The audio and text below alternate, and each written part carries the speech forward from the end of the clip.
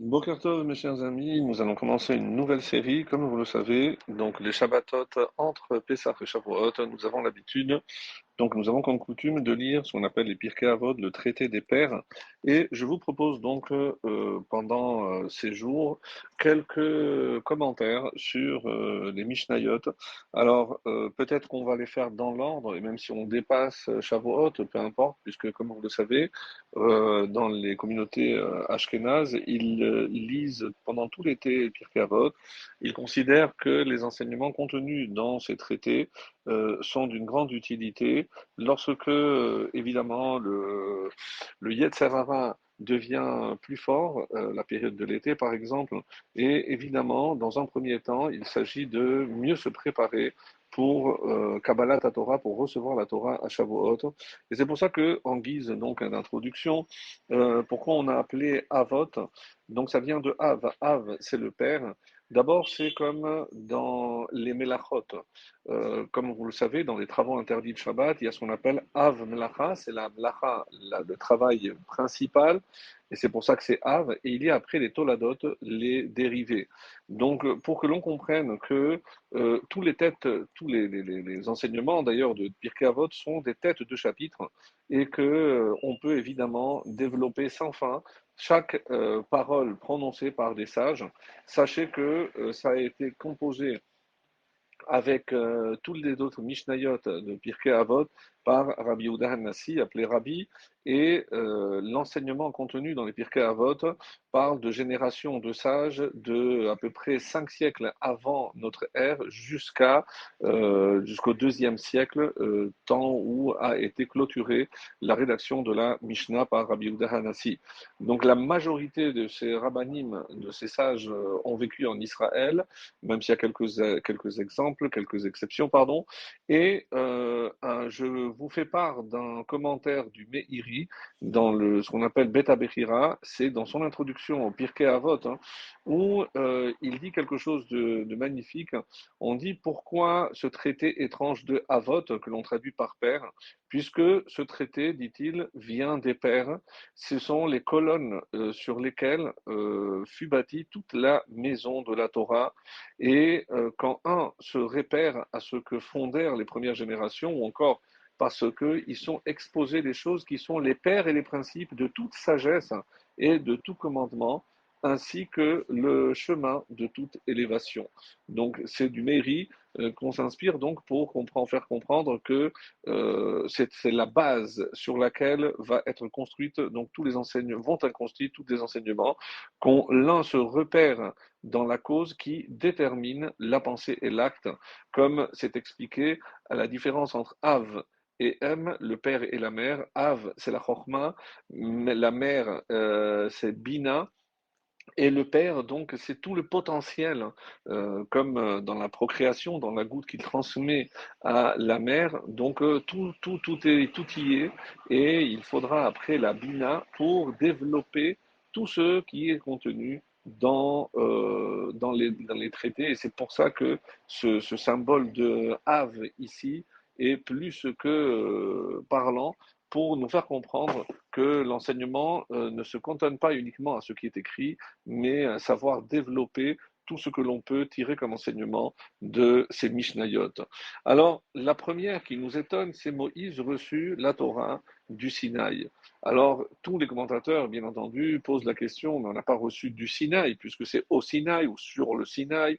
Alors, indépendamment des commentaires que vous trouverez facilement dans d'autres ouvrages, alors je voudrais faire part de ce terme de Sinaï que certains rapprochent de Séné. Séné, je vous rappelle, c'est le buisson ardent, et la seule différence, la dernière lettre, alors que quand la première fois Dieu apparaît à Moshe, dans le Séné, dans ce buisson, lorsque plus tard, et il viendra avec tout l'ensemble du peuple recevoir la Torah, c'est au même endroit où pour la première fois Dieu s'est révélé à Moshe.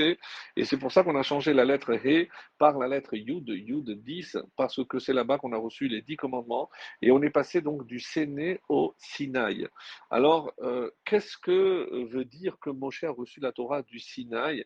C'est de cet endroit où il a eu la première révélation de Dieu. Quel était le phénomène de ce buisson? C'est qu'il était en feu, ve'enenokal, et il ne se consumait pas, il ne brûlait pas. Qu'est-ce que représente le séné? Évidemment, c'est la matière. Comment la matière peut brûler et ne pas se consumer, ne pas disparaître? Et c'est le premier enseignement, et c'est pour ça que c'est la base de tout ce qui va suivre dans ce texte, puisque nous savons qu'il y a une tradition orale selon laquelle Moshe a transmis à Aaron, donc la transmission de la loi orale, on la connaît, puisque dans la Gemara, elle est bien précisée. Il enseignait d'abord à Aaron, ensuite à ses deux enfants. Donc, et du coup, Aaron écoutait deux fois, après on faisait rentrer les sages, Aaron écoutait trois fois alors, et ensuite seulement au peuple. Donc cette transmission, on la connaît, mais c'est pas ce qui est écrit ici. Moshe a reçu et a transmis à Yehoshua. Qu'est-ce qu'il a transmis? Quel est le message du Sinaï? Et c'est ce que certains Rachamim veulent nous faire comprendre. Le message essentiel, c'est cette éternité que Dieu nous a transmise. Qu'est-ce que la Torah? Qu'est-ce que c'est recevoir la Torah? La Torah, c'est ce message d'éternité, comme ce buisson qui est physique, notre corps étant physique, et comment imaginer que le feu ne peut pas le consumer, le brûler, le faire disparaître, parce qu'il y a une dimension éternelle, et ceci uniquement lorsque, on le sait, la présence divine est présente. Et donc, si je confère à un support physique une dimension spirituelle, donc divine, j'octroie par là même une dimension d'éternité. Et c'est ce que Moshe a reçu comme enseignement au Sinaï, donc au Séné, et pour nous faire comprendre que recevoir la Torah, et c'est en cela évidemment que c'est une préparation indispensable pour la fête de Shavuot. Recevoir la Torah, c'est comprendre, mes chers amis, qu'on va s'attacher à ce qui est éternel, qui ne disparaîtra jamais. D'où l'intérêt de nous consacrer à la Torah, parce que c'est la Torah qui va conférer à ma partie éternelle, ma neshama, cette dimension d'éternité. Et même lorsque le corps, il est calé, comme disent nos sages, il disparaît, mais la neshama, qui est venu ici pour acquérir donc cette faculté de s'attacher à l'éternité. C'est comme ça qu'il faut comprendre que le premier message que Moshe a reçu, et pourquoi à Yehoshua, rappelez-vous, que qui était en dehors du camp, c'était Yehoshua qui attendait au bas du Sinaï, donc Yehoshua qui n'a pas fait partie de la faute du Vaudor, Yehoshua qui a compris l'essentiel, pourquoi c'est lui qui a succédé, lui qui était tout le temps dans la tente où Moshe enseignait, même s'il ne faisait que ranger les chaises. C'est comme ça qu'il a, à sa façon, donc transmis, après avoir reçu de Moshe cette éternité, il a continué à la transmettre et jusqu'à nos jours, c'est ce que nous cherchons à atteindre, mes chers amis, c'est cette éternité contenue dans la Torah.